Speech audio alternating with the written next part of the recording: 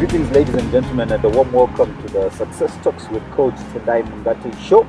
As you can see, today we have a legend on the show. Ladies and gentlemen, with me on the show is a celebrated pastor, musician. I think we have all seen her on our television screen here in Zimbabwe, living across Africa. She's also a motivational speaker and an author of, these are some of the books that she has written. But yeah, she's an amazing woman. Allow me, ladies and gentlemen, to welcome on the show Pastor Dudu Manhenga Muparutsa. Yes, oh yes, and the whole range of the names, Pastor Dudu Manhenga Muparutsa. My birth certificate should be an A3. Already? Yes. Already. Oh, wow, amazing. It's quite humbling to have you on the show, Pastor Dudu. It's quite an honor looking at Coach T. Just like that, and then we have got you there. Amazing. Amazing. So, Pastor Dudu, Yes. I've been your mentee for some time. You know, I've had the privilege of being mentored by you, and I think I have known you for quite some time. Your journey as a musician, but I think just take us through before we talk about your journey as a musician on the show, because most people are curious about that. Yeah. Let's talk about Dudu Manhenga from Kwabulawayo and all that. Let's talk about that. Born and bred, going to Tuziatunga. So that Dudu is, I think I've always been bubbling with life. From my primary school, I was always involved in the choir and in plays. I think every time they say, is there anyone who wants to do a poem? I'm like, me? And I would lift up my hand. I was always ready. So I was part of a choir. By the time I was in grade 2, I was directing the choir at church, at school. Grade 2, yes. My teacher would leave me and say, remain with the others. I mastered the, all the yes, and then forte, piano, forte. Now we're going, and then we're doing, yes, so I would copy and I would do it. And it was so much fun. Grade 1, the gentleman who initiated me into music, so to speak, was a man called Mr. Swela. Mr. Swela taught the grade 3s and was the St. Bernard's Primary School in Pumula.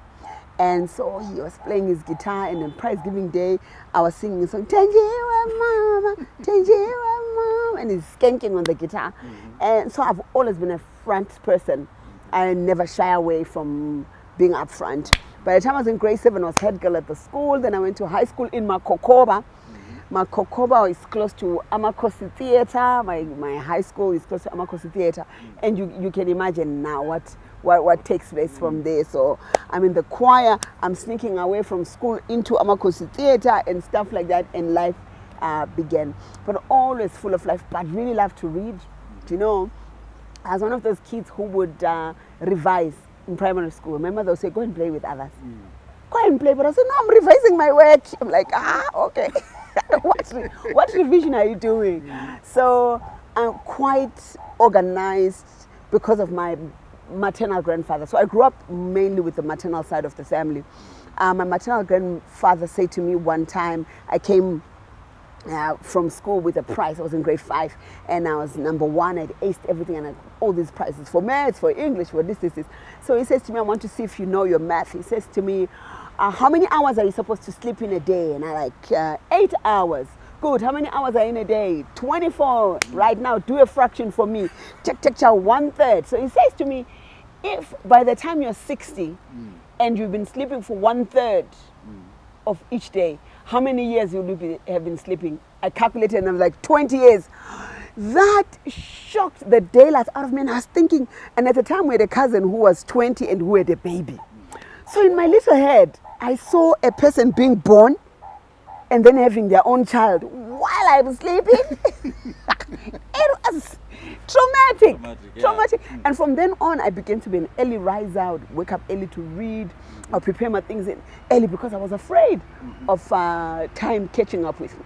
So I think in a little nutshell, this is some of the foundations that have formed my ethos and how I operate generally in my life. Oh, what? Amazing. And then I know from high school, yes. You then moved to Harare. Yes, straight from high school. From A level, I was head girl as well at A level. From A level, after I was done with my A level, I moved here, and I had to tell my mom that I was coming for school because I had aced. And how did your mom take it? My mother, shame, poor woman, but the Lord has been with her. So I finished A level and I really wanted to sing, but the whole family had plans. I mean, when you've got lots of points at A level, parents have got plans for you. At the time that I had my 8 points, I had lots of possibilities. You know, the affirmative action, women, no. I was going to be able to do law or be anything I wanted to be. So there were many plans. Someone is saying, let her do law. And then one aunt decided, no, because your mom is a single mom, she's trying to go into nursing. So UBH, I got my documents in there. And on the day that I'm supposed to go in to UBH, is the same day that I'm getting a call because I had also applied at the Zimbabwe College of Music without anyone knowing. Yes, it was a big deal. Behind the scenes, I came to Harare on a high school mission, and I came in the middle of all that. You know how schools would travel up and down. In the middle of all that, I went and I did an audition at the Zimbabwe College of Music, and then so they phoned me like, "Yes, you're in." And so instead of getting into UBH, I stood on Bulawayo Road and came to Harare. And then I phoned my mom 2 weeks later, and I said to her, "Mom, I found a scholarship in Harare to do music, so I'm going for school." But this was the scholarship. I was working in a band and I had made an arrangement that they'll pay my fees, so I'll do gigs and get my fees paid and rent paid from the gigs money. And so I told my mom it was a scholarship because the thought of telling her that I'm working for my fees, yet being a nurse, everything is paid for, and you have an allowance under the government or whatever, how it was done back then, was going to be horrific. So I had to lie to her and tell her that. And yeah. So I know definitely when you were now here in Harare, those started opening music-wise. I know, of course, you started playing with Oliver Mtukudzi and stuff. Let's talk about that experience here in Harare. So I got into Harare, and there's this new girl in town, you know, with a different voice and strange girl who has come into town.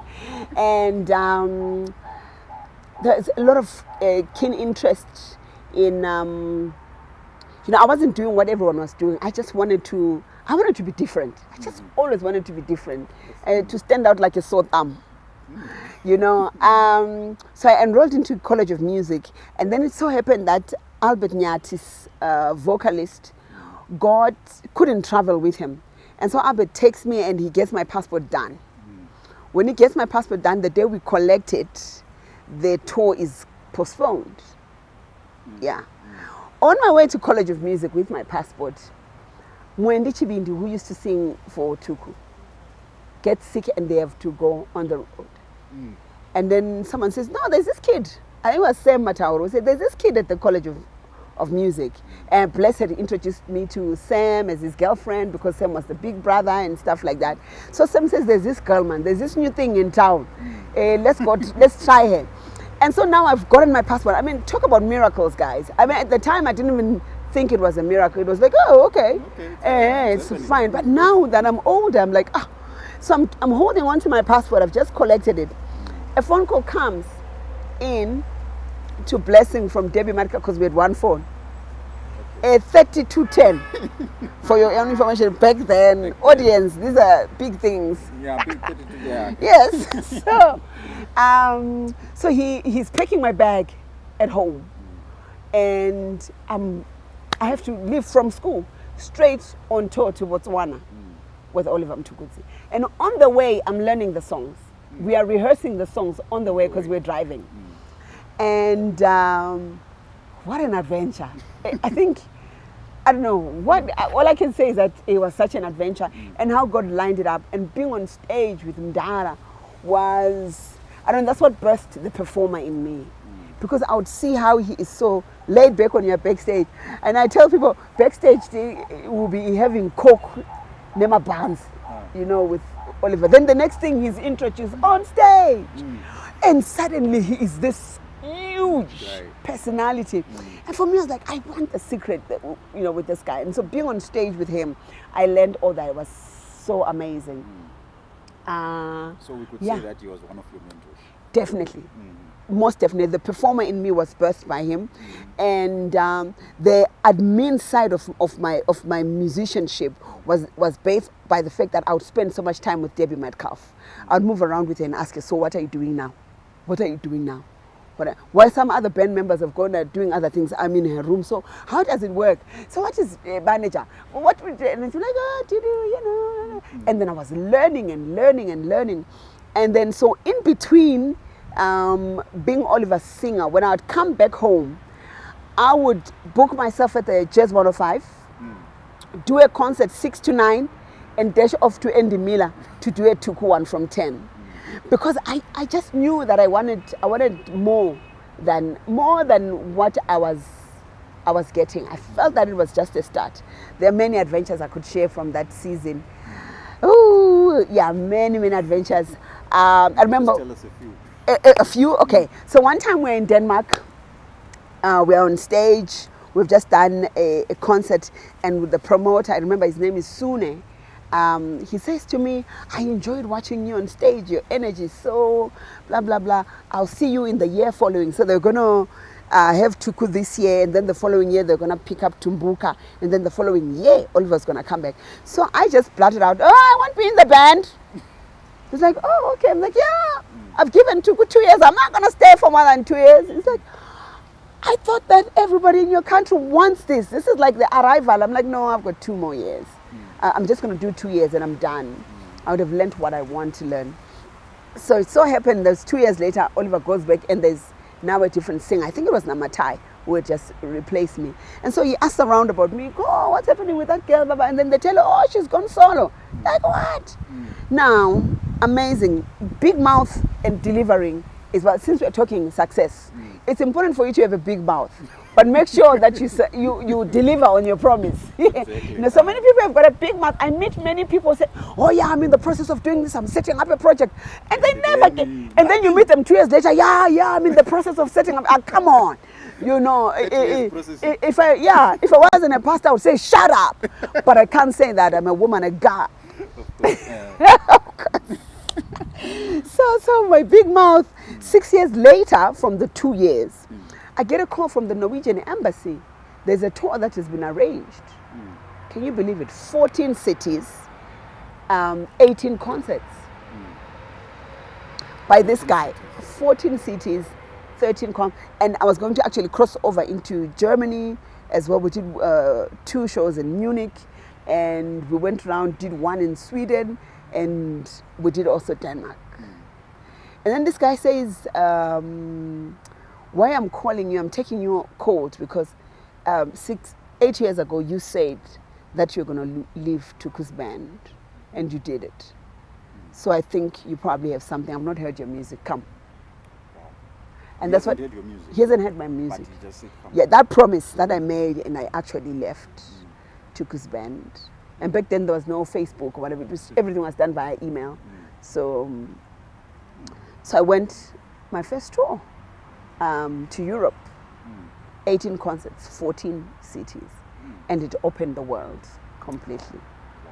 And are you proud of yourself for going solo and making that decision? Definitely. Definitely, because I think if I had stayed, I would never have known. It's good. I think most of the time it's good to go out and fail. They say that it's good to aim high and miss than to aim low and hit. Yeah, because if you aim high, then when you hit low, it's not as low as when you aim low already.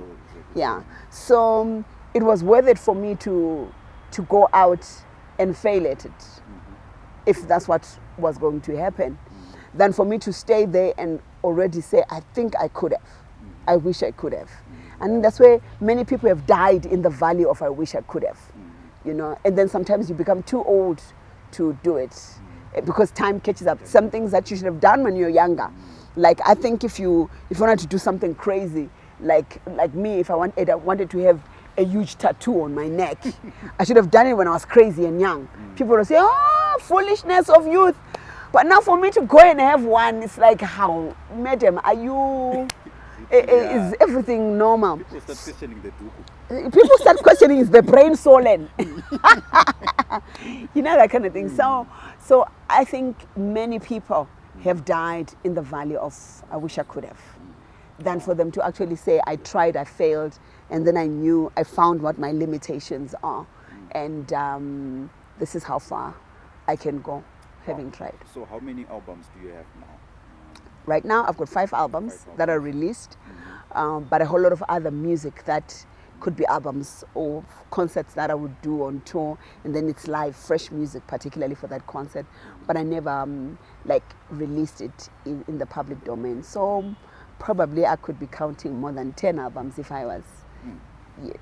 Right, amazing. But yeah, you mentioned something about blessing. And I know there are some people who are watching who are saying, okay, who's this blessing boyfriend? Whatnot. Please tell us about blessing. I know you met him when you came to I met him when I came into Harare.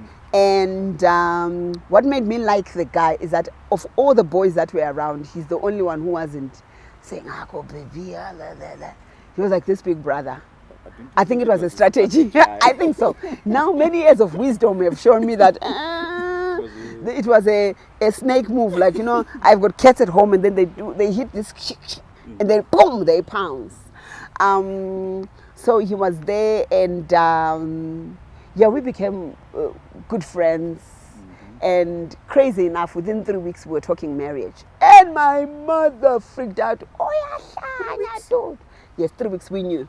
Yeah, after 3 weeks of hanging out together. Before we go any further, how did you know? 3 weeks. Yeah, it's dangerous, huh? Don't try this at home. Yeah. We're not saying you should try it out there. Please. Don't try it out there. It has to be.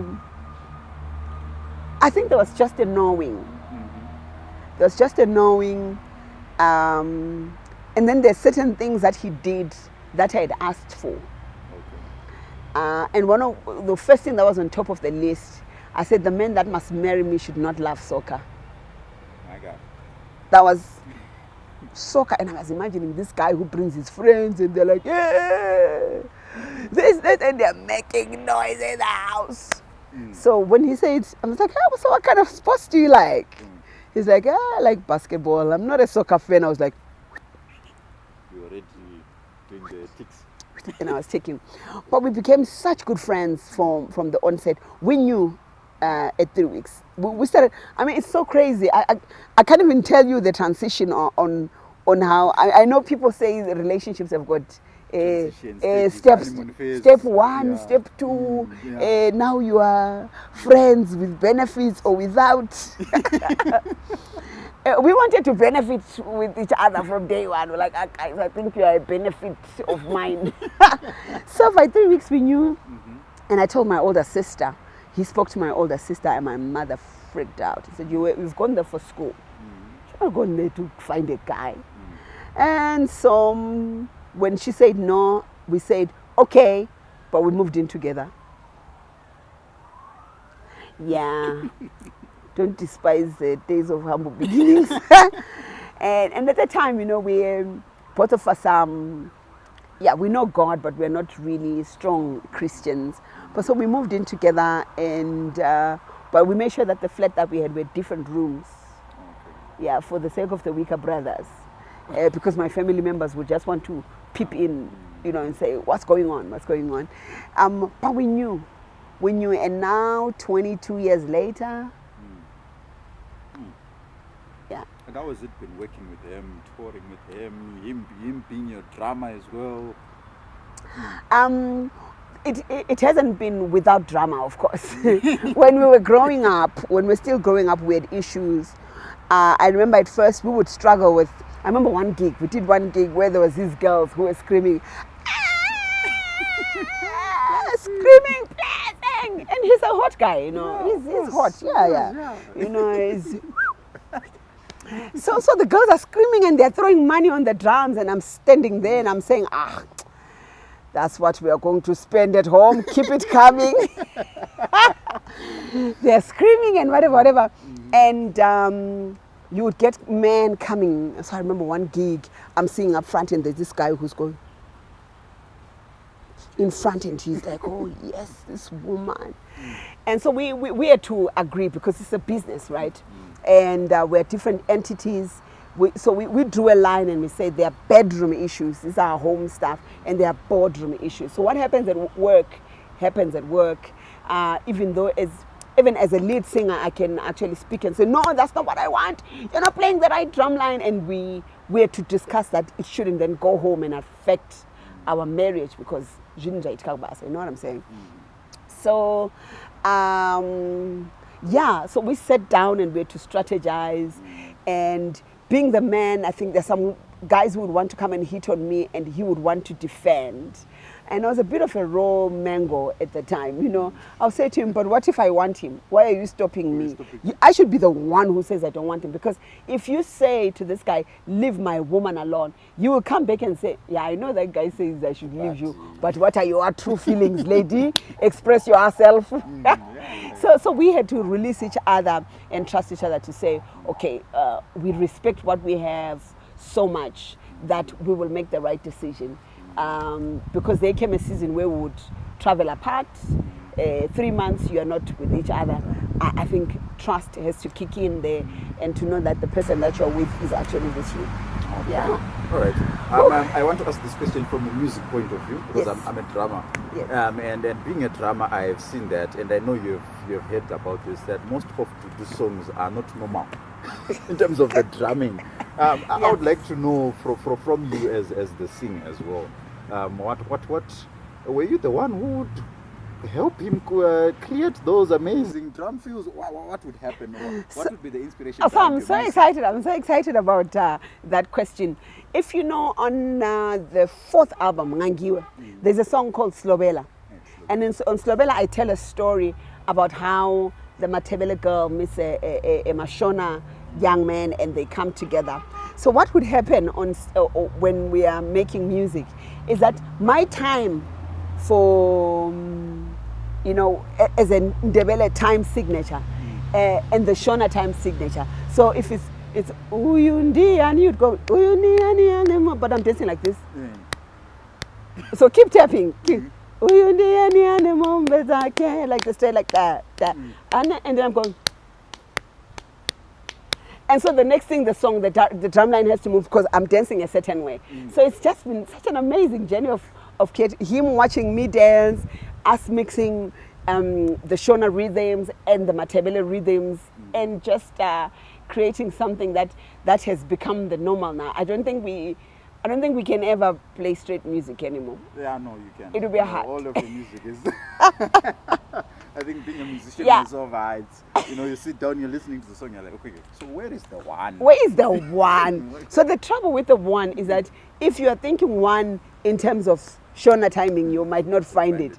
But the one might be lying with the in the Debele, because of the off beats that the Matebeles have. Yeah. Let me just educate our viewers. So when you're talking about time signatures, there's a thing called metronome. There's this 1, 2, 3, 4. So music has got different time signatures. Yes. So yeah, when you then hear, say, the Bele time signature, Shona, each and every music, there's jazz, there's 3, 4, 1/4, 4/4. I think maybe we'll do an episode where we educate you guys on time signatures. Yes, we should. Yes, we should. Yeah, but basically to those of you that are non-musical, that's what we're talking about. Yeah. So, Cool. Pastor. Yes. The Dudu.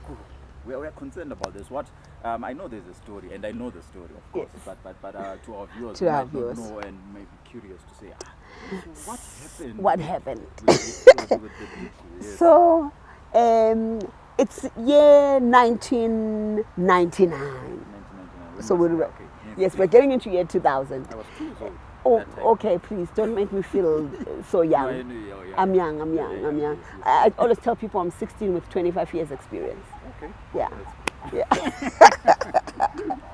So there's a concert that had been built to perform. There was Love Mama Jaivana, and from Harare it was Matewi and friends. They were coming across, and there was also Messi Pagela from South Africa. It was a big one, crossing over into year 2000. And I was billed to be part of the performance with a group called Sieza, my first jazz band that I sang with. So I wanted to look different. I wanted that Matebele hat. You've seen the ones that South Africans wear. And my mom couldn't afford to get it for me. I was still in high school. My hair was a mess. And so what we did was, okay, let's figure out how we can create that hat. So we took a woolen hat and we stuffed it with stuff. And then we could only afford to buy, I think it was even quarter of a meter that we could buy. So I bound it over that stuffing and it looked so good. When the story was written, the reporter spoke about how he saw a young girl who was embracing being African, where other young girls are so busy now trying to do this with their hair and the one thing. And I was like, oh wow, that's a good report. And then another concert came and I did it without that thing and there was no story written. And then another one came and I did it. Oh, we have found her, that girl. And it became such a signature from then that it marked, I think it was also the first time that I really felt that, I think I like how I look. I feel beautiful. Because, you know, growing up, I'd always never been described as beautiful. It was always, when they're talking to my mother,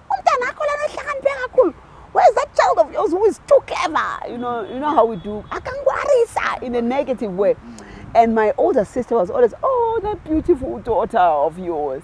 And I was never described as the beautiful one. And on that day when I put that head wrap on, I was like, me likes what I see. When I finished my A-level, I cut my hair, went bald because it was cooked. You know, we're forced to cook your hair in high school so that you tie, you put a, what is that called, a bun or whatever.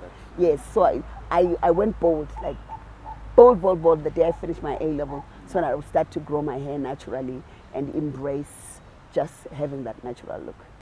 Wow, Yeah. amazing. Wow. Yeah. Thank you very much for sharing that with us. Yeah. And I think it's a good time to take a break because I think we've been talking. Yes, we could talk for another hour. Oh, yes, we can talk for another hour. So viewers, we are going to take a short commercial break. And please do subscribe to this channel. Invite someone to watch this amazing episode. We've got more to get from Pastor Dudu Manhenga. She's got more to share with us. We're going to talk about her books and more about her. So stay tuned.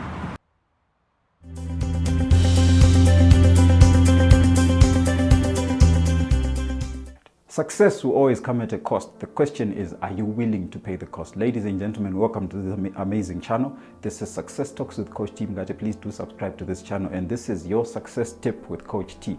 And today I would like to talk to you about paying the cost. You know, whatever thing that you desire, you need to be willing to pay the cost for it. Whatever product you want in a shop, you need to be willing to pay the cost. The biggest question that I have for you today is, what cost are you willing to pay for the success that it is that you desire to achieve? You know, and I would just like to share with you guys 3 essential keys or 3 things that you need to do in order to pay the cost. Number 1, you need to work hard. Nothing comes without you working. Number 2, you need to pay the cost by sacrificing. What do I mean by this? You need to sacrifice something. You need to be willing to let something go in order to get what it is that you want. Number 3, the last point is you need to pay the cost with your time. You know, there is this great, interesting book that I once read, and it shared that for one to become a master in a certain field, they have to do that particular thing for 10,000 hours. Imagine, 10,000 hours. So what time are you putting into the dream that you desire to achieve? Thank you very much for watching this Success Tip with Coach T. Mungate. Please do subscribe to the channel, Success Talks with Coach T. Mungate, to get more of these inspiring episodes.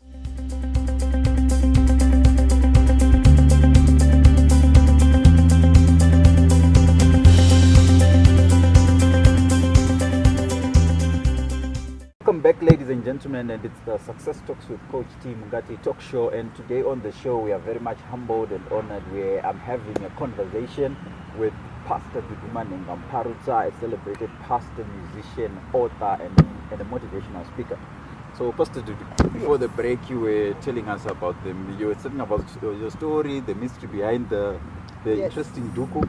But now let's dive right. Let's talk more about your story. I'm very much aware that at a certain point in your journey, you faced some pitfalls, and one of them being the one, maybe before we talk about the prison one, let's talk about some of the major challenges that you faced being also a female in the music industry. What are some of the challenges that you faced? Yeah, being a female in the music industry has been an interesting journey. So one time, let me tell you a story. One time I'm in this particular band, and we're about to perform at the Chimani Mani Festival. The band leader, the owner of the band, comes up to me, and he's got all these shirts for the band, and he's giving them to me. So I ask him, what must I do with this? He says, iron them. You are the woman in the band. You should have been there to witness the marvelous sight. I was livid. I said, no, I am here employed as a singer. I'm not here to iron your shirts.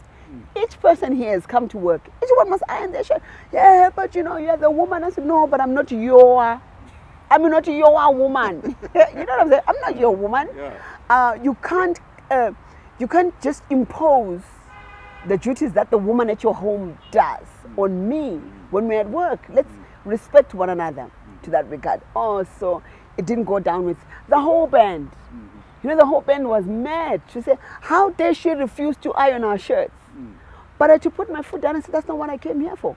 When you employed me, there's nothing on the document about me ironing and cooking and serving food and doing whatever other menial, womanly duties that I must do. It's at work. And I think that's one of the things that has been very terrible and been abused, that and some people dare even to use the Bible to say that woman submit to man. No. It says submit to your own husband, your own. So when I'm at work and I'm the CEO, I can't stand up and start serving tables because you are a man and I'm a woman. It says I must submit to my own. When I get to my house, that's when I can do whatever is required at my house. If blessing requires for me to iron and cook, I'll do that, but not at work. And so they couldn't get, and that's what got me into a lot of activism within the arts. You know, you would have promoters coming and making statements like, you know, you could be doing more with your career, but it's just that how go negutamba mushe nevamwe. So what do you mean I talk to you and I have meetings, and so if I'm having a meeting with you, I'll call you out for breakfast and we want to discuss events. What else do you want? No, such meetings must happen behind closed doors for us to give you gigs. And I'm like, so stay with your gigs. And you find that with many of my things that I created platforms for myself to perform solo encounters with Dudu. I would rent out a space for myself, face the flops by myself, because I said I'm done. I can't count on you to put up a concert so that I get paid. I'm going to go right there to the gate and I'm going to get whatever I deserve, and I will see what audience I have, because some people will come to an event. I think there's an illusion sometimes that you could think that you have performed to your audience, but you have performed to an audience. So when I started creating spaces for me, I began to know who my audience was, you know. So people who would actually come out, and be willing to pay a $50 ticket for an hour and a half concert, and they'll not have a problem with that. I had to build that over time, and it came from that challenge that, you know, promoters would say play nicely, and I didn't know how to play nicely. You know, I didn't know how. Yeah. So just a whole lot of sexual harassment a lot of the times, where people just think that because you're a woman they can make you know, suggestive jokes around you and think that you will giggle and let it pass. Yeah, and I was a lioness around those things. But, you know, we faced that a lot. And, I mean, that was the birth of Sisters Open Mic. You remember? Sisters Open Mic to do events during the day for girls so that they are not in trouble in the evening with guys who want to take them home and then think that because you've given me a lift, you have the right to pet my thighs. No, I'm not a horse that you're about to buy, you know, like you want to feel how strong it is. No, go away. Do you know, so we did a workshop one time which was called No Sex Combatants. Because we had one particular band leader who had given sexual names to the girls who were singing. So they had to dance, and then when they are dancing, they've got this name like Tractor, Grader, and whatever. So they must dance like a grader. You remember? You have seen the graders and it's quite sad. And these are the things that we faced, and we stood, and you have a name, but you have not probably made the impact at the level at which people would expect, because there were those, bars that were placed in. The guys meet in the evening, they go for a drink to make some deals, and you are not a drinker, and so you want to have breakfast instead, but meetings are better off for them in the night. So it meant a whole lot of other things. But I think the major one, which is at a personal level, thank God that at the personal level, I think I didn't have challenges even with children and stuff like that, because I had a great support system around me. My siblings, amazing people. My mother, amazing. My husband as well, just so supportive. So in that front, I've not had opposition from the family front. But at a personal level, the thing about being a public figure is that your suffering and your struggles have to be in public. Yeah. So the prison issue. Let's talk about that. What happened? What transpired? Of course, we know the story, but I'd like to hear from you what happened and stuff like that. I don't know if it's necessary really to get into the details of the how. But bottom line is that there was an accident that happened. There was a family that lost their loved ones, and justice had to take its course. Though there were some misplacements in terms of the justice process. For example, that I was imprisoned 3 years and 8 months after the accident had happened. So when people were all crazy and livid on social media, we had 3.5 years plus to deal with the family, to go through stuff. And I think that was just the imbalance that was there. But then also very understandable in that with great responsibility, with great power comes great responsibility. That's a line from a very, very amazing movie from Spider-Man. I love Spider-Man. Yeah. So I think it was also necessary that be done in public for me to be incarcerated, because the number of testimonies, I tell you, there's someone who phoned me like 2 weeks ago to say, the day that that you had an accident, I decided that you were arrested. I decided that I would never again drive without a license. This person was not licensed. And so they're not driven, and they got their license 2 weeks ago. And she says to me, I knew that I found your number, and I knew that the only person who would celebrate with me is you. And so I went, we met up, and I gave her a big hug. To think that this is like, 10 years later, because that was 2013. Yeah, almost 10 years later. That was 2013, and in this same month of October that I was imprisoned. And somebody comes with a testimony from all those years to say, I stopped driving 10 years ago and I was working on my license, and I decided to work on it properly, and now I got it. Can you celebrate with me? It's like 2 weeks ago, it was like, what? You thought of, says, I tried to explain to my husband and all, and he just couldn't get it. So she had to look for me, and we gave each other hugs, and we were screaming, and people were looking at us to say, what is happening with this woman? We did that high school hug, like, I got my license. I'm like, yeah, where to go, girl? And so many people that came with those testimonies. And so a lady said, I stopped giving my car to my son because I would make him drive even to the shops, and say, oh yeah, you can drive even though you're not licensed, go to the shops. But that made a decision for me to stop that. And I guess that dark moment for me put other people in the light. And now I look back, it's then that's what a blessing is all about. Wow, amazing. And I know from that experience, I think that's where the pastor emerged as well. Tell us about that. Yes and no. I think it made a lot of sense. I remember there was a newspaper that wrote, Dudu Manhenga Damascus experience, like to make me a Pauline, a female Paul, who got converted in prison. By the time that I went into prison, I was already doing my first year in Bible school. In fact, I was due to write my first year exams at that time. So I was already a student in Bible school, and I took my books with me to go and finish off studying in prison. So maybe to some extent, the decision was,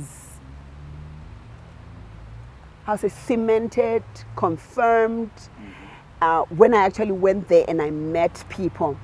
You know, when we read the scriptures and we say, oh, Jesus will say to someone who was in prison and you never, it's so distant until you go in there. Until you go in there and then you actually see faces of human beings. You see the children that are there serving with their mothers. It begins to nudge in your spirit for you to do something about it. I think more than anything, it didn't birth the pastor, but it birthed more a selfless person who thinks about others as well. Because in my world, I was concerned about Dudu Manhenga seeing the world and making a living and having a good life. But going in there made me realize that no, life can't be about you.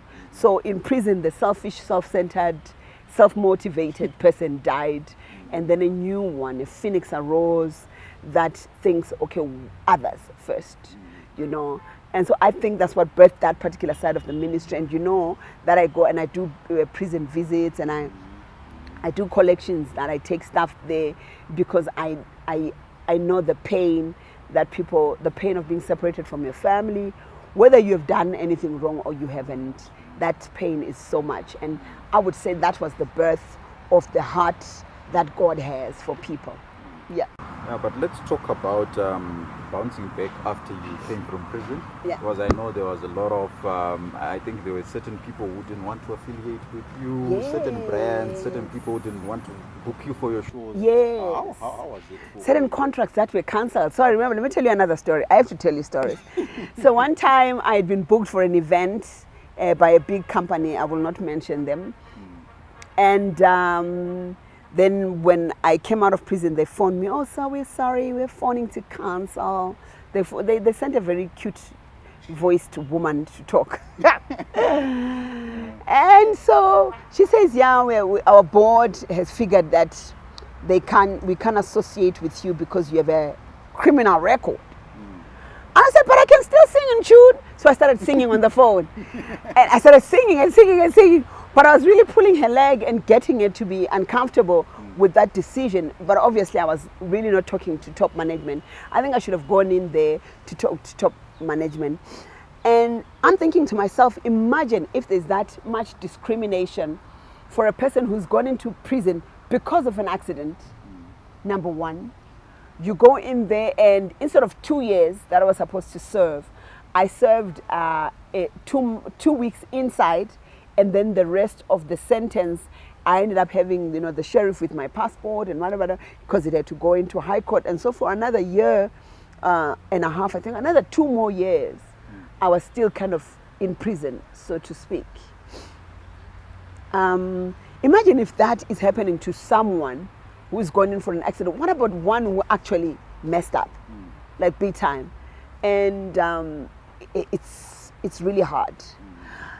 So bouncing back, I think I also needed some time to stop. I took some time. I really took a breath and I stopped to go back inside to find out. It was an opportunity for a rebirth, I tell you, to find out if I still wanted to do things the same way that I'd always done them, to find out if I still wanted to associate with the same people, because there are some who closed their doors, there are some who said stuff that I realized, I thought you were my person the whole time, and you were not. There are some who were not there for my children, and there's some friends that I discovered were there 24/7 with my kids. And so it was such a beautiful, I know it's difficult to say, but it was such a beautiful season to discover who is for me, who isn't. To also take a sit back and say, hey, do you really, an opportunity to reinvent myself, and to grow into other things that probably having carried on as Dudu Manhenga might not have allowed me to tap into. So in retrospect, I promise you, when I was going through it, it was hell. But in retrospect, and that's so amazing about the beauty of time, that in retrospect, I look at it and I realize that it was just so filled with opportunities. And I say that to a lot of people, when you're in trouble, look for the opportunities that it brings. Yeah. Wow, amazing. And one key thing that I like about you is generally is you have this aggression, of no matter what it is that has happened, you take responsibility and you draw lessons from that particular experience and you bounce back. So that's one thing that I think I've learned from you, and I think our viewers, you should also learn from that no matter what you face, choose to bounce back. Don't allow failure, don't allow particular situations to drown you. Imagine we've got a celebrity here who's been on our television screens, and then you go into prison. Imagine the shame, walking in the streets of Harare. Yeah. But she bounced back, so you too can bounce back. Yeah, I always say tonight that I am a success because I'm a student of failure. That's a powerful. Yeah, a student of your own failings. That every time that you miss a step, it's an opportunity for you to know how to step properly next time, how not to do it. So many people don't learn how not to do it. Many people don't brace up. I think we don't even prepare our children for failure. And I've done that with my children. I prepare them for failure. If you don't do well here, there's probably an opportunity there. And many people want to ace it. And life is not that, it's not a greenhouse, where all the tomatoes come out and they're all round and fluffy and the same size. No, life is not like that. You have to walk and work your journey together with whatever it is that it brings. So I'm a success because I'm a student of failure. Yeah. Wow, amazing. And now, I think most people are curious to know about books. Yes. So I think you're an author of 4 books now. Yes, 3 released, and then the 4th one is on the way. Loading, yes. All right, yeah, so we've got 3 books and one coming on the way. Yeah. With me, I've got 2. Yes. Yes, we've got past, present, future, and 3 not caught, right? 3 not caught. Not yes. caught, exactly, right. So these books, so I was just diving into this one, quite an interesting one. So there's this, it's a poem, right? It's a poem, right? It's a poem. Page 30 of the book, you say, the poem is titled, I Am Diligent. Yeah. So, I know you mentioned about sleep back then, but Yeah. I would like to dive more into this one. My work is important to me, so I do it as quickly as possible. I do it right away. A lazy person says, I will do it later, but I am diligent. I stay at my work until it's done. If I fail, I try again, over and over until it's complete. I am diligent. I think on the other paragraph, you start off by saying this. I think this one is interesting. Okay. Lazy hands make a man poor.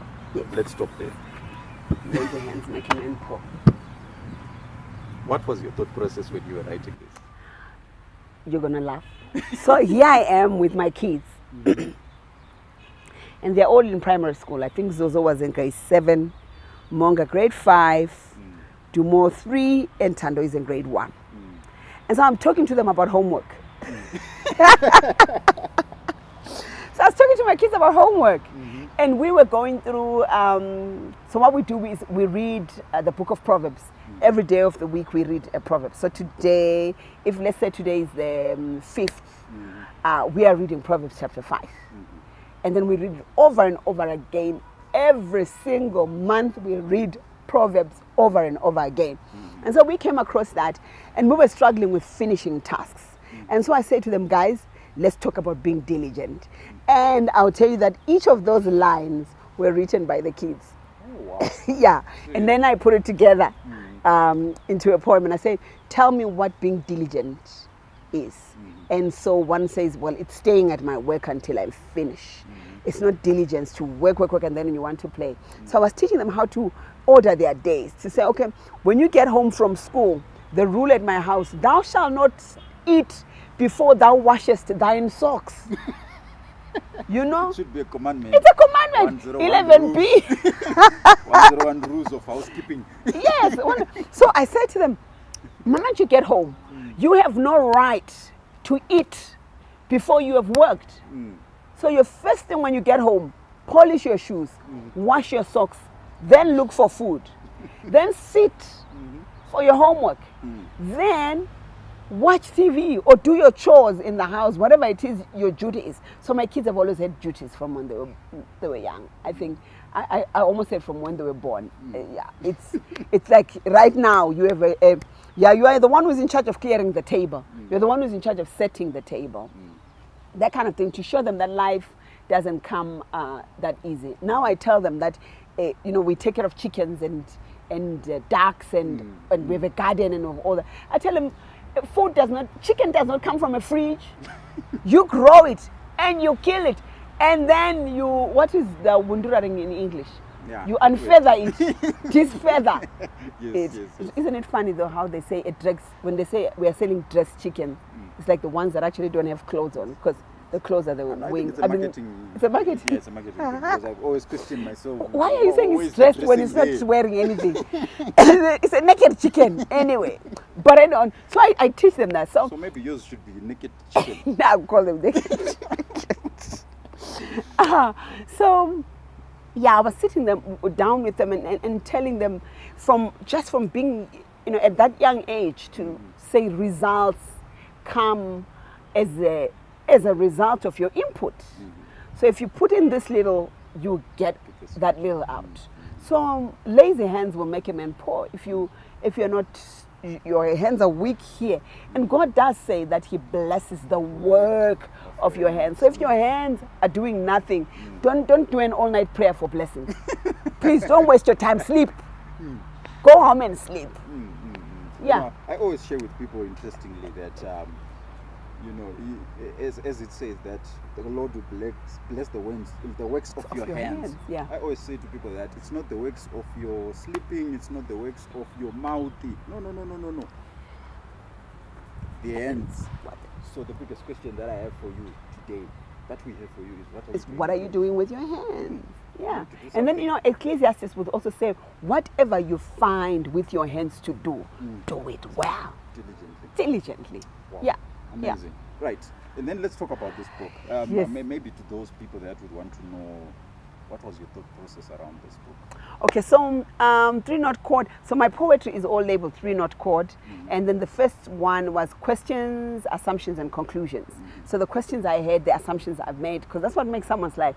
You are an amalgam of the conclusions you've made about life, or assumptions you've made. And so whatever mistakes and decisions you've made are based on your assumptions and the conclusions that you've made. And so then the next one is called past, present, future. Past, present, future is talks about my past, your past. And definitely I really come out there and I speak about my past. Talks about the past, it talks about the present, and it really addresses also the future, the hopes that we have for the future. And there's a powerful line that comes from Kung Fu Panda. Remember the powerful, it says the past, it says something about the past being what is behind us, and then the present being like a gift that you open today, and the future, it says something powerful. You should go and watch it. Okay, Yeah, definitely. when the dad, Paul's dad, is talking to him, yeah, it talks to him about the past and the present and the future. So I think many people have struggled to make peace with their past, and they've remained prisoners of their past. And I think I really want to be that person who talks to people concerning the past. I mean, the past is beautiful with its pain, depending on what you're going to do about it. And what you're going to do about the pain from the past. If you choose for the pain to paralyze you, you'll be impotent for the rest of your life. But if you choose for the pain to empower you to run, if the pain from your past is poverty, and you're saying that I grew up so poor, I want to run with my life, it will be the power that propels you. Are you hearing that I'm talking about I'm saying using P's? No, it's powerful. The past can paralyze you. So if you don't choose to possess it and to pin it down, you are going to be paralyzed by it. And however you can choose for it to give you power and to propel you forward into your future or into your present. There are some people, I tell you, who are stuck. I meet people, you're 40 years old and you're telling me you are the way that you are because your parents didn't take you to school. Come on. You went up to grade 7, I'm sorry. Okay, but you're 40 now. Take some responsibility. And grade 7 was when you were 12. So you have been sitting and stuck on the desk at your primary school for the past 28 years. Yeah. And we need to help people out of that. You can't continue to complain about your past and the failings of the past, especially if whatever it is that happened was not your fault. Actually, let me be bold enough to say, even if it was you who messed up, pick yourself up. Dust yourself up. It's in the past. And you know, many things that are there in the past, and this is one of the formulas that we've used in terms of how not to argue as a couple. Will it matter in 5 years that you squeezed the toothpaste tube in the middle? Will it matter? Will that toothpaste be there? If you break a glass, if my child breaks a glass at home, will it matter in 5 years? Will that same glass be there? If my child bashes the car, would it have been there still? It's whatever it is, just take a deep breath and process it. I think many people have not taken time to process their past. Wow, amazing. And then something interesting that I found in this book, I Yes. think that the viewers would want to know more. I mean, there's this interesting thing, t-shirts. The poem on There's a t-shirts. poem on t-shirts. Talk to us about that. So when I was growing up, I had a stepbrother of mine. Okay, my dad had his 2 kids, and my mom also had her kids, and then they came together, and I'm their first one. So my brother used to communicate through the t-shirts that he had. And back then they used to write on the t-shirts with a proper brush. They were not printed nicely. The technology had not gone this far. And so he had one of his t-shirts that was written, "Hate me, see if I care." And so his t-shirts always had these statements. And most of the times these statements were targeted at, he was communicating some stuff. And many people say, there's a statement, I've been there, done that, and brought a t-shirt. So I think for me, when you wear a t-shirt with a bold statement on it, it's a statement of arrival at whatever place, because if you can now wear it and walk with it, it means that you now own whatever it is that you've been through. So if somebody says, wears a t-shirt that's written victorious, I pray that they're actually feeling victorious. It's not an aspiration, it's where they've been. So at the end of the poem, I say, after many years, I also got my own t-shirt. And it made me understand, sometimes you are offended by the t-shirts that some people wear because you've not been there, or by the bold statements that some people make. Now these days, probably status is more than t-shirts, right? Or, you know, status is on social media. Sometimes you can criticize a person for a statement that they've put, a statement of arrival, whether it's a point of frustration, though I recommend that people don't put their frustrations on their statuses, because, yeah, you know, that's me. Yeah, I agree with you. Yeah, it's a sign of a low level of emotional intelligence, methinks. But now when you then have gone through life, you realize that, so the reason why so-and-so was here is because they had gone through this. And so sometimes we are too quick to judge people because we have not yet been in their shoes. Wow. Yeah. Amazing. Wow, it's been an honor having you on the show. But Pleasure. The show, I think it would be good just to hear some words of inspiration from you. I know from this journey you have learned quite a lot of things. Maybe, I know if I say 5, you got it. Maybe just give us, I know you've been sharing inspiration throughout. Maybe just 2 nuggets that you'd like to share. 2 nuggets. There's one scripture that I like. John chapter 1 verse 12. It says, for as many as received them, he gave them the power to become the children of God. So are you becoming that which you have been designed to be? And God says to Jeremiah in chapter 1 verse 5 says, before you were in your mother's womb, I knew you and I called you. So are you becoming all the things? I'm so proud of you that you're becoming all the things that you are supposed to be. And I think greater things are coming your way. And so many people are stuck because they are not yet there. We are human beings because we are being something. We're not human doings. So don't judge yourself by the things that you are doing, but judge by what you are becoming. As you are doing the success talks, as I'm doing ministry, what am I becoming? Am I becoming everything that God called me to be? So I want to encourage the viewers to say, become what. It's a journey, because now it's telling us becoming. It means it's a process. So make sure that you remove out of your path anything that is stopping you from becoming that which you are supposed to become.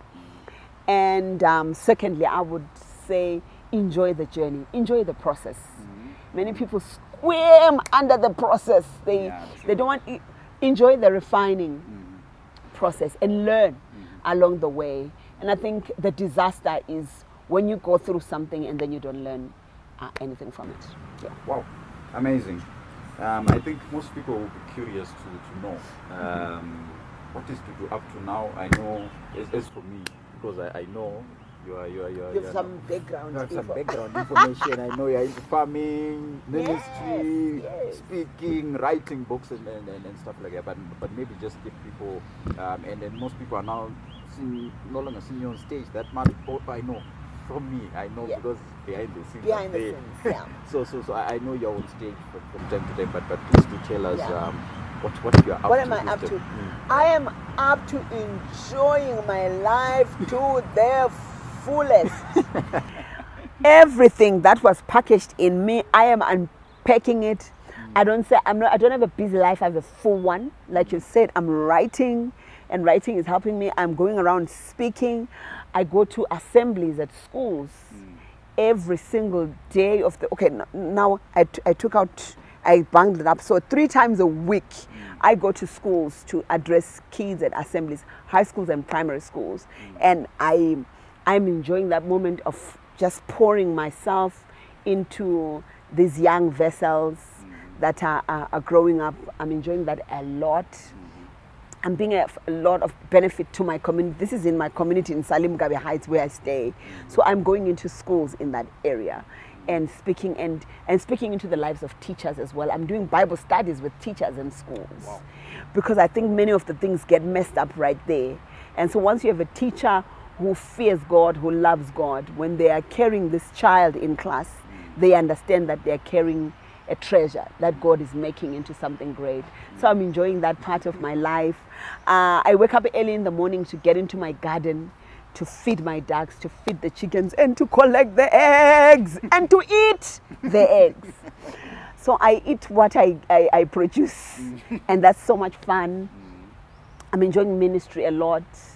What I enjoy about ministry is that instead of that life that I had where people are on stage and they are relating to me, going, I get an opportunity to sit with people and I share with them deep and inner struggles because they would have shared theirs with them. It's such a fulfilling journey. It's so amazing to be able to carry people in your heart more than in an audience. It's a beautiful journey. And I'm doing my family. I am enjoying being with my kids. I'm enjoying spending time with my children and just being mom. It's It's an honor. I'm enjoying hanging out with my housemate, my roommate, and we're excited. Our nest is about to be empty. They are all growing. So it will be you just. It's just going to be just the two of us, just like how we started. So we are planning on falling in love all over again. Okay. And so we're excited about that. And we tell them every time, guys, grow up and go. Get out of here. Gerara. Grow up and go. So yeah, we've got so much to look forward to. Wow. Amazing. Yeah. Guys, that's been Dudu Manhenga on the show. Any last word of motivation to our viewers? Yeah. Maybe before we close the show. Yes, before we close the show. I think there's something interesting. There's this video that I once saw of you. I think you and your husband, you were somewhere in there. Okay. Tell us about that. Which one? That experience. He was playing the conchas. Yes. The djembe. So we're in Italy in 2011, and we're performing somewhere, and we didn't know that in the audience there was a gentleman who does events in the office of the Pope.